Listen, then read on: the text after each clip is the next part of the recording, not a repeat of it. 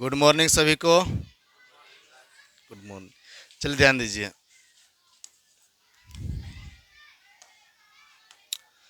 देखिए तो आज क्या पढ़ाएंगे। आज पढ़ाएंगे 3.3 का उदाहरण, है ना। उदाहरण नंबर 7 हो गया, 8 हो गया। तो किस विधि से ज्ञात करेंगे इसको?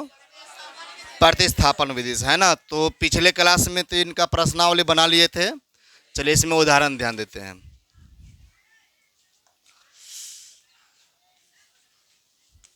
पढ़े क्वेश्चन।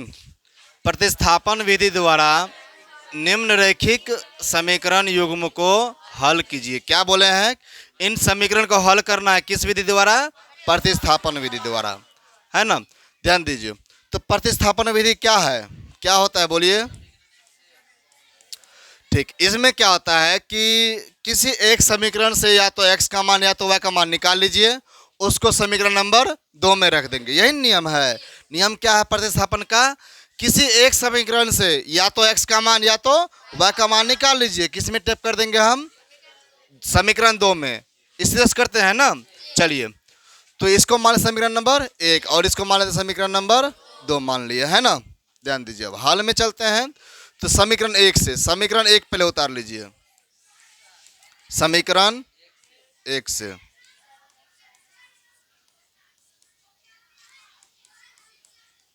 चलिए, समीकरण 1 क्या है?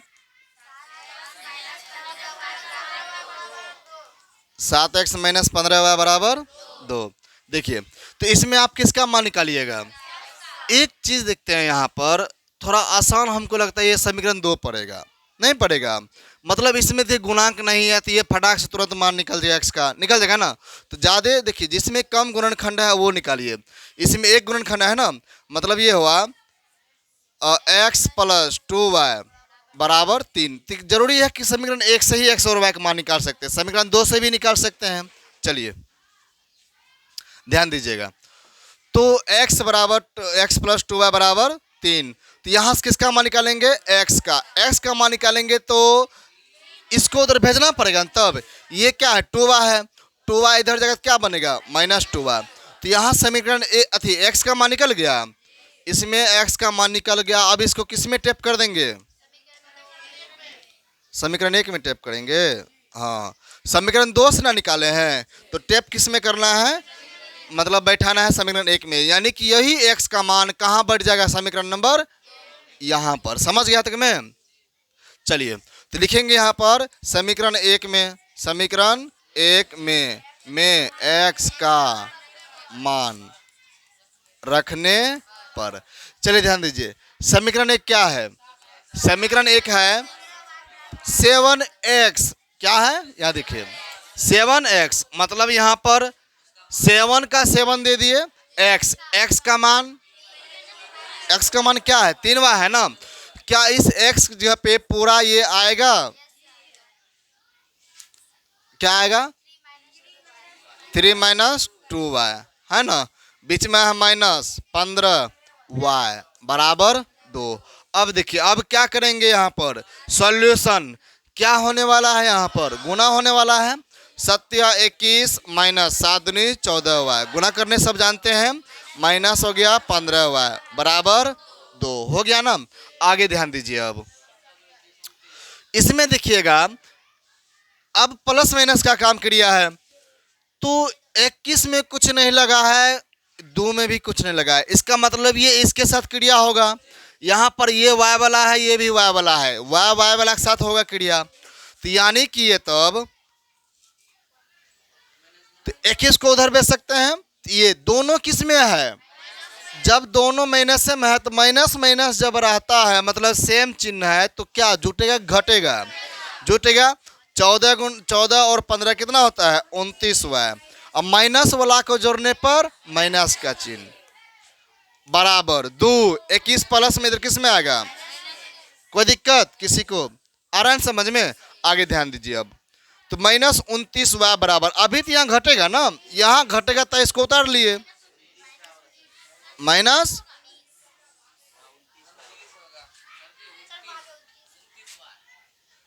चलिए, ये कितना? माइनस 19 हुआ। अब बताइए y का मान फिर कितना निकलेगा? तो 29y गुना में है, उधर किस में जाएगा? तो 19 बटा, तो माइनस माइनस, तो क्या बचेगा? y बराबर 19/29। आप बताइए क्या करेंगे? अब ये y का मान जो निकला है, अब x का मान निकालना पड़ेगा। अभी तो y का ही मान निकला, x का मान निकालना पड़ेगा। x का y का मान अगर है यहाँ बैठा दे तो x का मान निकल जाएगा। इसको समीकरण नंबर क्या मान लेते हैं? 3 मान लेते हैं, है ना। चलिए क्या लिखेंगे यहाँ पे? बोलिए क्या लिखेंगे? समीकरण 3 में किसका मान? y का मान ना निकाले हैं, तो y का मान रखने पर, y का मान रखने पर, चलिए ध्यान दीजिए।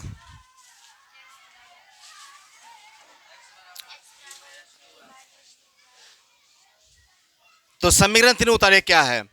x बराबर 3 minus 2y, 3 minus 2y। y का मान क्या है? 19/29। तो यहाँ पर क्या बनेगा? गुना 19/29 बनेगा ना। चलिए अब ये गुना कटेगा तो नहीं ना, 19 दूना 38, 38/29। अब देखिए x बराबर, ये एलसीएम लेंगे तो 29 होगा, 3 गुना 29, 9 27, 3 गुना 6 2 8, इतना ही होता है ना। 29 87 हो गया, माइनस 38, मतलब 29 से 29 में भगा देंगे, एक बार में लेगा, 1 गुना 3838 बराबर, आगे बताइए क्या होगा फिर? 17 में 60 गया, 9 हो गया, 7 में 3 गया 4, 49/29। तो y का मान कितना निकल गया? 19/29 और x का मान। तो इस तरह से बताइए। तो समीकरण का हल x और y का मान जब पूरा निकल ही गया है, तो अब कुछ करना है? इसमें नहीं करना है। इसमें बोल ही रहा था प्रतिस्थापन विधि द्वारा निम्नलिखित रेखीय समीकरण का युग्म को हल कीजिए, है ना। तो समझ गए इसको बढ़िया से। समीकरण था, हम क्या बोले? एक समीकरण का मान दूसरे समीकरण में रख देना है। तो एक समीकरण में या तो x का मान या तो y का मान निकालना है, निकाल लिए यहाँ से। यहाँ पर समीकरण 2 देख रहे, समीकरण 2 से जरूरी नहीं कि हम समीकरण 1 भी निकाल सकते हैं, कोई दिक्कत? चलिए उसके बाद फिर क्या किया, इसको मान निकालने के बाद इस तरह से कैसे उलट फिट सब समझ में गए यहाँ पर। फिर उसको क्या कि मान निकालने के बाद y का मान जो निकला, इस y का मान समीकरण नंबर 3 में निकाले। क्यों रखे इसमें? क्योंकि y का x का भी मान निकालना है ना। y का मान निकल गया, एक का मान निकल गया, दूसरा मान ऑटोमेटिक निकल जाएगा आराम से। तो ये 2y हो गया, x बराबर 3 माइनस 2 गुना 19/29। तो x बराबर, ये एलसीएम ले लिए। किस तरह से किया समझ गया तक में? कोई दिक्कत किसी को? चलिए अगला नंबर चले, अब ध्यान दीजिए। अब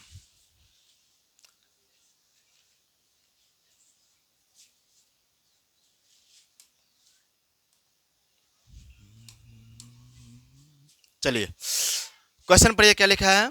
उदाहरण 8, प्रश्नावली 3.1 के प्रश्न संख्या 1 को प्रतिस्थापन विधि द्वारा। देखिए ध्यान से पढ़िए, इसमें ध्यान दीजिए। उदाहरण 8 में क्वेश्चन दिया है प्रश्नावली 3.1, 3.1 निकालिएगा ना, तो उसमें प्रश्न संख्या 1 पढ़ना है। प्रश्न संख्या 1 को उसमें तो ग्राफीय विधि किए थे, पर इसमें वही प्रश्न है, पर उसको किस विधि से करना है? प्रतिस्थापन विधि। समझ गया था कि मैं? क्वेश्चन है, आफ्ताब अपनी पुत्री से कहता है 7 वर्ष पूर्व मैं तुमसे 9 गुनी आयु का था, अब से 3 वर्ष बाद मैं तुमसे केवल 3 गुनी आयु का रह जाऊंगा। यहाँ पर 9 ही है ना, एक बार देखना है तो। 3.1 प्रश्नावली 1, मतलब प्रश्न 1, आफ्ताब 3 गुनी तो एक यहाँ है, और यहाँ पर 7 गुनी है ना।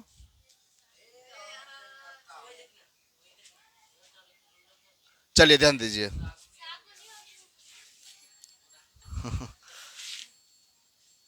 7 गुनी है, रुक जी 1 मिनट।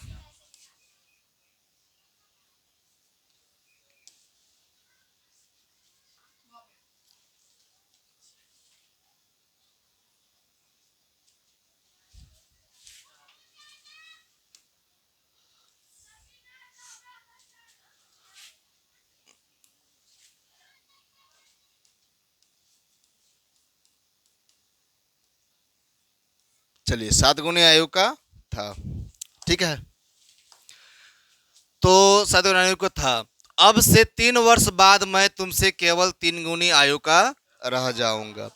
7 गुनी हो या 3 वर्ष बाद हो या 5 वर्ष बाद हो, जब तक कि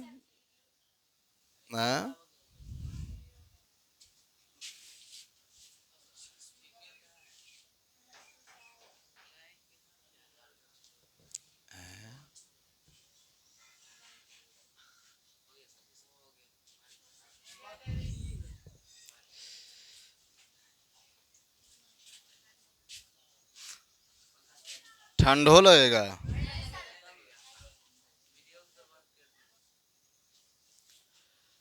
चलिए पढ़ते हैं क्वेश्चन।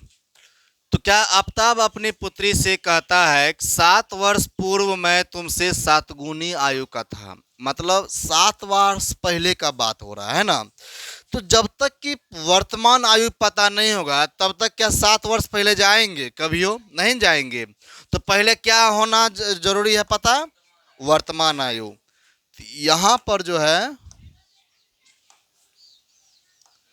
लिखेंगे हल में माना कि, बोलिए क्या लिखेंगे? माना कि आफताब की आयु, आफताब की वर्तमान नहीं वर्तमान आयु है ना, वर्तमान आयु क्या ई कहे डोल रहा है, x वर्ष। कोई दिक्कत? अगला बताइए फिर किसकी? तथा पुत्री है ना, पुत्री की वर्तमान आयु कितना? बोलिए y वर्ष। पुत्री की वर्तमान आयु y वर्ष। अब बोलिए क्या होगा फिर? लिखेंगे यहां पर अब प्रश्न से। प्रश्न में बताइए क्या कह रहा था? अच्छा 7 वर्ष पूर्व।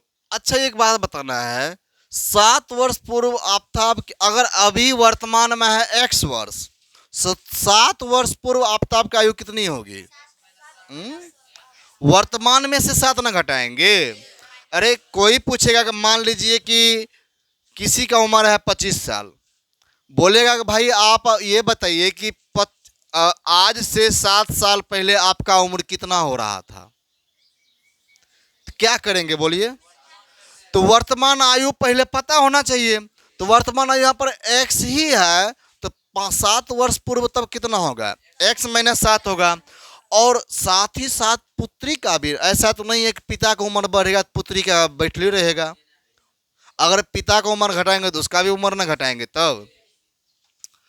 तो पुत्री का उम्र कितना है अभी वर्तमान में, और 7 वर्ष पूर्व फिर कितना होगा? 7 वर्ष पूर्व y - 7 है ना। चलिए तो उसी में तब ये कहता है कि आफताब की जो आयु है 7 वर्ष पहले जाना है। आफताब की आयु अगर अभी x वर्ष है तो उसमें 7 वर्ष घटा देंगे, नहीं घटाएंगे। आगे अब तो बराबर हो जाएगा। तब ये पुत्री की 7 वर्ष आयु से जो है ना, पूर्व का पुत्री से कितना था? 7 गुनी का था। मतलब पुत्री का आयु कितना हो गया? y - 7। अब गुना किसमें करें? 7 गुनी तो इसका ना है। देखिए ध्यान से, नहीं समझे, एक बात बताना है। सभी के पापा जी हैं, है ना। तो पापा का उम्र ज्यादा होगा पुत्री का या बेटी का? बेटी का उम्र ज्यादा होगा। पापा का उम्र ज्यादा होगा। उसमें से अगर ये बोलेगा कि पिताजी अगर ये कहेगा कि मेरी जो उम्र है अपने पुत्री से 3 गुनी ज्यादा है, क्या बोलेगा? तो 3 गुना पिता में करेंगे, 3 गुना पुत्री में करेंगे। तो पुत्री में अगर 3 से गुना करेंगे तो वो फिर किसके बराबर हो जाएगा? पिता की उम्र के बराबर। तो वही ना किए हैं, 7 वर्ष पहले पिता में चले गए, 7 वर्ष पहले पुत्री में चले गए, और इनसे ये 7 गुना ज्यादा है तो 7 में पुत्री में लाभ करेंगे 7 से गुना। समझ में आ गया ना सभी को? चलिए अब क्या करेंगे बोलिए? तो तो x माइनस 7 बराबर 7y माइनस 49 नहीं हो गया। अब देखिए क्या होगा, यहाँ से x का मान निकालेंगे तो 7y माइनस 49 माइनस 7 का तो प्लस 7, तो x बराबर बोलिए 49 में 7 का 42 हो गया, तो 7y माइनस 42। यहाँ पर क्या निकल गया बोलिए तो x का मान निकल गया। अब ये x अभी x निकला है ना, x के बराबर आया है, तो x का मान अब किस में रखेंगे, समीकरण, अच्छा इसको समीकरण अभी एक मानिए, अभी समीकरण 2 लिए कहाँ है कि नहीं है, कोई दिक्कत नहीं है ना।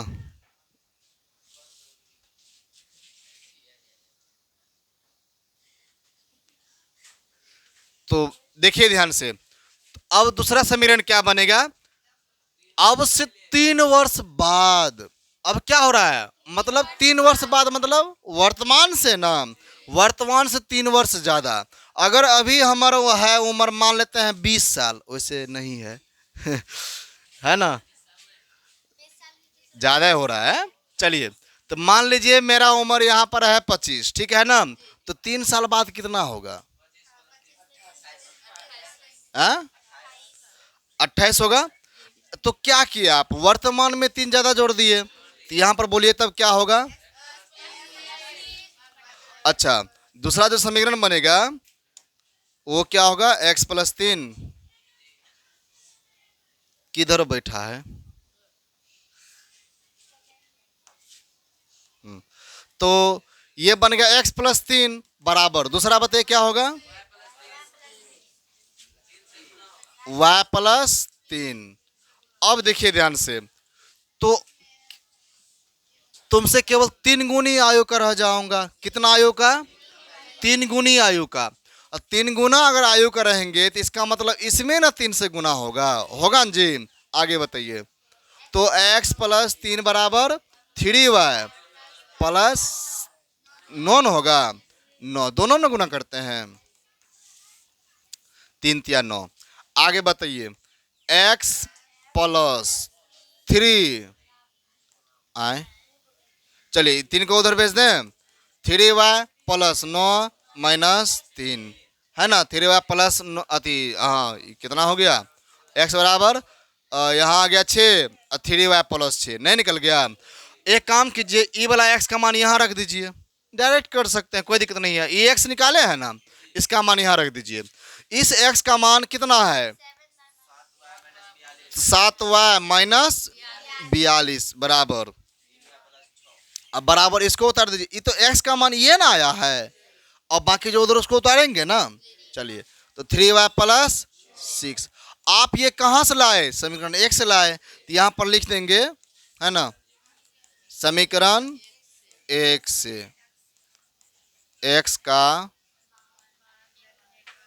मान रखने पर, कोई दिक्कत, एकदम सीधा हम कर दिए, कोई दिक्कत। चलिए तो अब क्या y के साथ नहीं होगा, y माइनस 3y होगा, 6 प्लस 42, समझे कैसे किए, यहाँ है यहाँ है y, यहाँ है y है ना। चलिए तो ये 7y प्लस 3y है, तो इधर किस में आएगा, माइनस 3y में आएगा, बराबर हो गया, 6 का 6 लिख दिए, ये माइनस 42 तो प्लस, सीधे से बैठो आगे, तो प्लस 42 हो गया, साथ में चिन्ह गया 4y बराबर 42 6 48। अब क्या होगा बोलिए तो,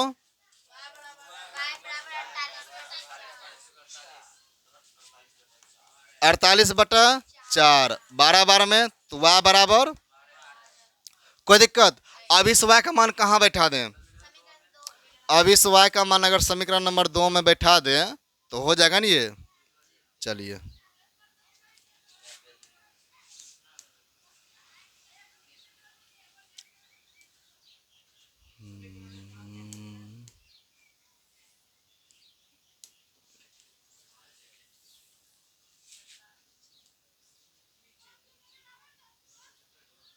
चलिए ध्यान दीजिए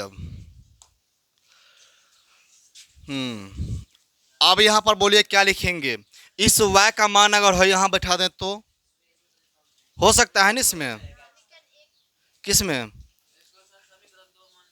किसको मान लें? इसको मान लें। वैसे यहाँ रखेंगे तो कोई दिक्कत नहीं है, मान एक के निकलेगा, ठीक है ना। इसमें तो रख ही ना दिए हैं वो वाला मान, तो उसको अब इसमें रख देते हैं, कोई दिक्कत। चलिए, तो ये y का मान हम कहाँ रख दें? है यहाँ रख देते हैं, है ना। चलिए, तो समीकरण 1 में मान रखने पर, चलिए समीकरण 1 क्या है? यहाँ है।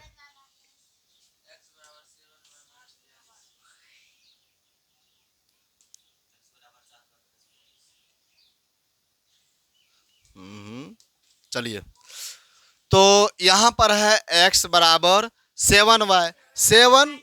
7y में संबंध क्या है? 7 गुना y, तो उसके मान भी ना आएगा।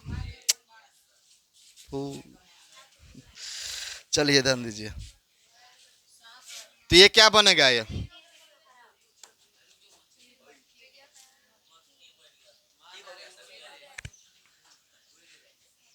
हल्ला नहीं करना है, रुक जाइए 1 मिनट। ये क्या ले रहा है प्रोसेसिंग में?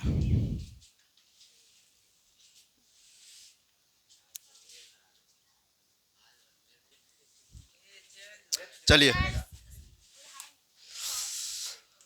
देन तो क्या करेंगे यहाँ पर? x बराबर 7, तो y है ना, y का मान बोलिए क्या होगा?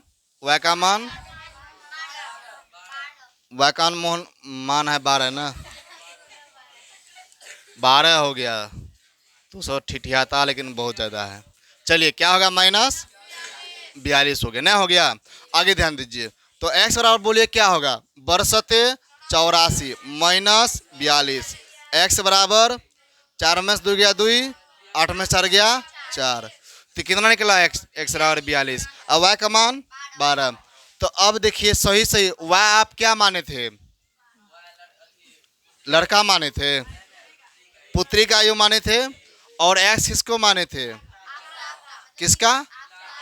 पिता का उम्र, है ना। तो वैसे पुत्री का उम्र कम है पिता से, नहीं दिख रहा है।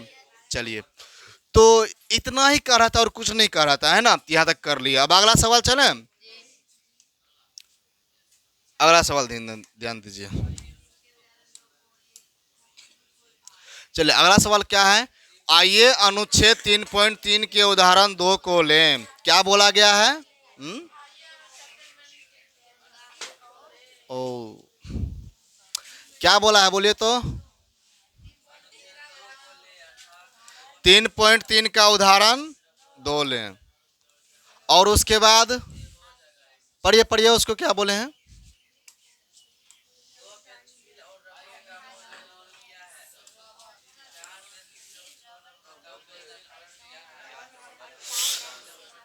तो अर्थात 2 पेंसिल और 3 रबरों का मूल्य 9 रुपया, रुपया 9 है। 4 पेंसिल और 6 रबरों का मूल्य 18 रुपया है। प्रत्येक पेंसिल और प्रत्येक रबर का मूल्य ज्ञात करें। मतलब यहाँ पर देखिए, ये जो आपका जो दाम दिया है कितना है? 9 है। तो यहाँ पर जो दाम दिया है 9 रुपया, ये दोनों मिला करके दिया है ना, दोनों मिला करके दिया है।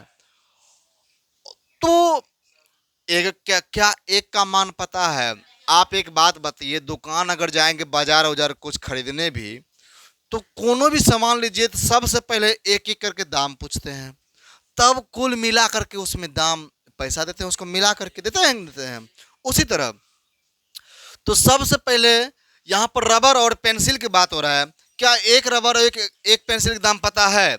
ये तो सब मिला कर रुपया 9 दिया है, तो एक एक करके पता है क्या? नहीं है। तो बोलिए क्या मानेंगे?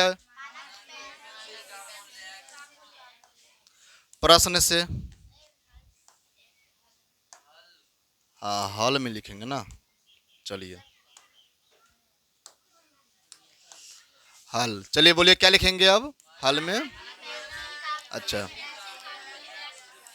माना कि पेंसिल का मूल्य, है ना, पेंसिल का एक पेंसिल का मूल्य लिख लीजिए। एक पेंसिल का मूल्य कितना? 100 रुपया, कोई दिक्कत? तथा एक रबर का मूल्य, है ना। ध्यान दीजिए, वाई रुपया,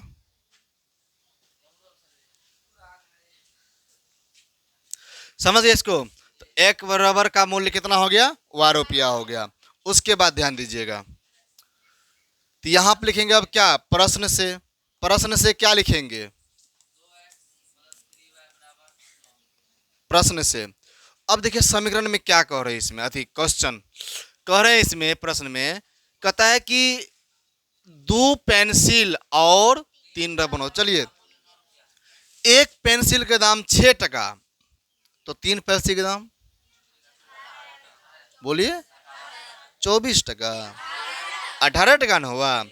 एक पेंसिल के दाम 6 रुपया, तो 3 पेंसिल के दाम 6 और 3 को आप क्या किए, मतलब पहले जितना पता था और जितना का लिए उसमें गुना कर दिए। उसी बात, वही सी बात है कि एक पेंसिल का दाम, तो क्या का पेंसिल खरीदे, तो क्या होगा बोलिए 2x, सब मिला करके 9 दिया है, प्लस क्या होगा 3 रबर, मतलब एक रबर का दाम 8 टका थे, 3 रबर का दाम 3 टका, तो 3y बराबर, और दोनों मिलाकर कितना दाम लगा 9 टका।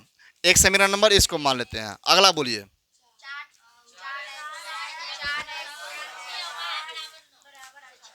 अच्छा 4 पेंसिल 6 रबर, मतलब बोलिए 4x प्लस 6y बराबर 18। कोई दिक्कत किसी को। चलिए समीकरण नंबर 2। अब ध्यान दीजिएगा, अब यहाँ पर हम क्या करेंगे, समीकरण 1 से, समीकरण 1 से, समीकरण इसमें तो वही प्रतिस्थापन विधि से हल करना है। तो समीकरण 1 से समीकरण 1 लेना है। प्रतिस्थापन विधि क्या कहता है जी, नो, इसमें आप x का मान निकालिए, x का मान निकालेंगे 3y को भेजना ना पड़ेगा, जिसका मान है उसको रहने देना है, ये इधर है इसको भेज दो उधर। तो 2x बराबर 9 माइनस 3y नहीं होगा, 9 माइनस 3y। उसके बाद x का मान निकालेंगे, x का मान निकालेंगे तो फिर क्या होगा ये, तो x बराबर क्या होगा 9 माइनस 3y बटे में 2 होगा ना, बटे में क्या होगा 2 होगा। कपार खा, चलिए तो कितना x बराबर 9 माइनस 3y बटा 2 निकल गया। तो इस y का, अब बोलिए ये किसका मान निकला, x का, मतलब ये x का मान निकला, जो समीकरण निकला x का। अब इसको क्या करेंगे, इसको आप समीकरण 3 मान लीजिए, लेकिन अभी किसका मान जाएगा, ये कहाँ बैठेगा, समीकरण 2 में है ना। चलिए समीकरण 2 में x का मान रखने पर, समीकरण 2 बताइए क्या है, 4x प्लस 6y बराबर 18। तो 4x, x का मान यहाँ पर है 9 माइनस 3y बटे 2, तो यहाँ पर बैठा दें डायरेक्ट। चलिए तो 4 इंटू 4x, x का मान आपका 9 माइनस 3y बटे 2, तो 9 माइनस 3y बटा 2। कोई दिक्कत, प्लस में बाकी जो था उसको कर दिए काम क्रिया। आगे ये देखे तो नहीं कटेगा, 2 एक कम 2, 2 दूनी 4, तो दूसरे अंदर में गुना होगा, 9 18 माइनस 6y नहीं होगा, दूसरे अंदर में गुना करेंगे ना। चलिए प्लस क्या 6y बराबर 18, 6y माइनस में 6y प्लस में क्या बन जाएगा 0, मतलब 18 बराबर 18। यहाँ से तो ना तो x का मान निकला ना तो y का मान निकला है। देखिए सुनिए ध्यान से, जब x और y किसी का मान ना निकले, या x हो या y हो, कोई कट जाता है, 0 आ जाता है कट के, है ना, तो वहां पर बस एक ही चीज करना है। तो इसका मतलब क्या हुआ कि वो जो रेखाएं होगी, रेखाएं प्रतिच्छेदी नहीं होगी, वो समांतर होगी या तो समपाती होगी। क्या होगी, जब चर का मान कट जाए, जब चर कट जाए तो वो क्या होगा, फिर रेखाएं क्या होगी, समपाती होगी या तो समांतर होगी। अब कब समपाती होगी कब समांतर होगी, देखिए ये समीकरण। अच्छा ये बताइए, क्या 17 बराबर 18 कह सकते हैं, क्या 17 और 18 कर सकते हैं? कभी नहीं, क्योंकि आपस में बराबर होगा कभी ये नहीं। क्या 18 के बराबर 18 कर सकते हैं? ये सही या गलत? 18 बराबर 18 मतलब सही है। अगर समीकरण ये मतलब ये जो मान आया है ये अगर सत्य है तो इसका मतलब ये हुआ कि ये रेखाएं जो होगी संपाती होगी। क्या होगी? संपाती होगी। लेकिन अगर यही बराबर नहीं निकलता, मतलब यहाँ पर मान लेते हैं कि -16 बराबर 18 आ गया, चलिए 20 आ गया, इतना आ गया ना, तो क्या ये बराबर है? तो बराबर नहीं है। इसका मतलब 16 कभी 20 के बराबर कहलाएगा? नहीं कहलाएगा। तो इस जगह पर जब ऐसा मानेगा इसको बोलेंगे तब समांतर है। तो ये बताइए इसकी रेखाएं क्या होगी? समीकरण सत्य, इसलिए रेखाएं संपाती। कोई दिक्कत? बस इतना ही, और कुछ? जब ऐसा ऐसा जब सवाल आएगा तब फिर ऐसा करना है, समझ गए? चलिए आगे अब चलते हैं। अगला क्या होगा?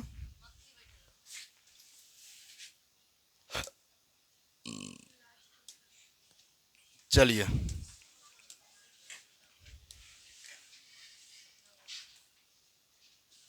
ध्यान दीजिए क्या लिखा है।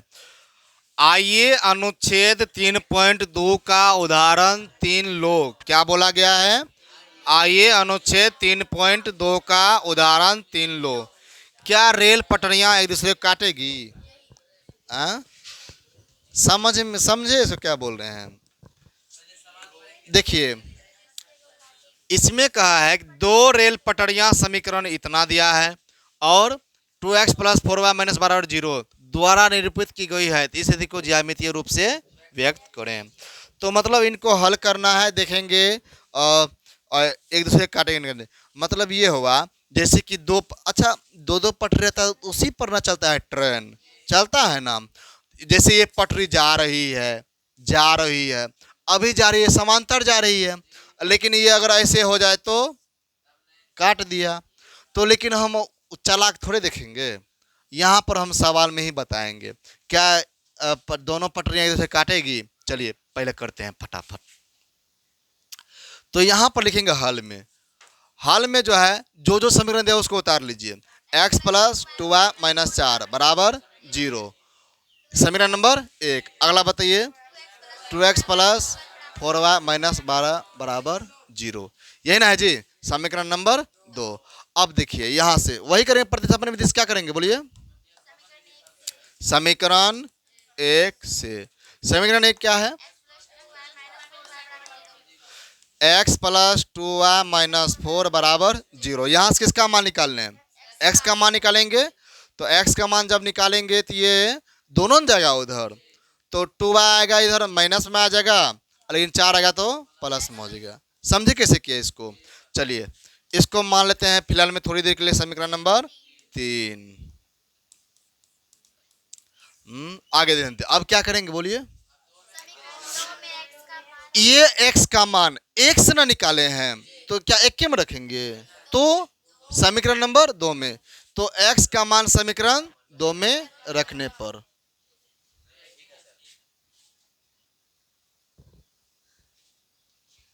चलिए तो समीकरण 2 में x का मान रखने पर कहाँ पे?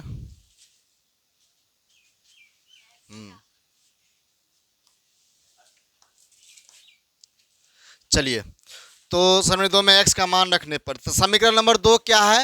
ही है, हो ही बोला नहीं है। तो आप किसका मान रखने वाले हैं? x का। इसका मतलब इसमें खोजिए x कहाँ है? यहाँ है, यहाँ पर ये ना आएगा। चलिए 2 गुना x का मान -2y + 4 + 4y बराबर -2y है ना, फिर अच्छा 12 है ना, -12 बराबर 0। ध्यान दीजिएगा तो 2 दूनी 4y, 4 दूनी 8, प्लस माइनस माइनस, क्या चिन्ह छोड़ देंगे? नहीं छोड़ेंगे ना। चलिए आगे 4y माइनस 12 बराबर 0। और यहाँ देखिए अब ये y चला गया अब ना। देखिए -4y प्लस 4y, तो ये क्या बनेगा, ये कटेगा मतलब 0 ना बनेगा, ये भी कट जाएगा, ये भी कट जाएगा, मतलब 0 बन जाएगा ये। तो इधर देखिएगा ये घटे क्या आएगा -4 अब बराबर, तो -4 बराबर यहाँ पर 0 आ गया, -4 बराबर 0। अब बताइए कि वो सत्य है, -4 कभी 0 के बराबर होगा, लेकिन यहाँ पर दिखा रहा है, इसका मतलब ये असत्य है। सत्य होगा क्या, तो ये इसका मतलब ये गलत है ना, तो ये सत्य नहीं है। तो अगर सत्य नहीं है तो रेखाएं क्या होगी, अगर सत्य नहीं है सभी तो रेखाएं पिछले सवाल में बता दिए हैं, समांतर होगी रेखाएं। तो यहाँ पर लिखिए क्या, यहाँ पर जो बोला गया था, क्या बोला गया था कि दो ये दिया था, उसके बाद क्या रेल पटरियां एक दूसरे काटेगी, चूंकि रेखाएं समांतर है, रेखाएं समांतर है, इसीलिए क्या होगा, इसीलिए रेल की पटरियां नहीं, पटरियां एक दूसरे को नहीं काटेगी।